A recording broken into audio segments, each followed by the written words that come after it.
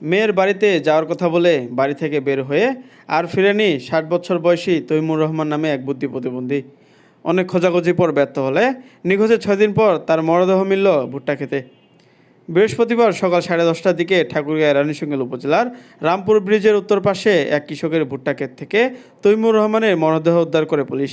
নিহত প্রতিবন্ধী তৈমুর রহমান উপজেলার নুনতোদ চেংমারি গুচিয়া গ্রামের বাসিন্দা বলে জানা গেছে। স্থানীয় পরিবার সূত্রে জানা যায়, নিহত তৈমুর রহমান গত শনিবার সকালে তার মেয়ের বাড়িতে যাওয়ার কথা বলে বাড়ি থেকে বের হওয়ার পর আর ফিরেনি। ভুট্টা চাষি আমিনুল ইসলাম আজ সকালে ভুট্টা খেতে সেচ দিতে আসলে তার ভুট্টা খেতে মরদেহ দেখতে পেয়ে স্থানীয় ইউপি সদস্য পুলিশকে জানায়। সে কীভাবে মারা গেছে তা কেউ এখনও বলতে পারছে না, তবে সে মানসিকভাবে বুদ্ধি প্রতিবন্ধী ছিল বলে জানা গেছে। রানীশঙ্গল থানার অফিসার ইনচার্জ সোহেল রানা জানান, খবর পেয়ে পুলিশ ঘটনাস্থল থেকে মরদেহ উদ্ধার করে। কীভাবে মৃত্যু হয়েছে ময়নাতদন্তের রিপোর্ট পেলে জানা যাবে।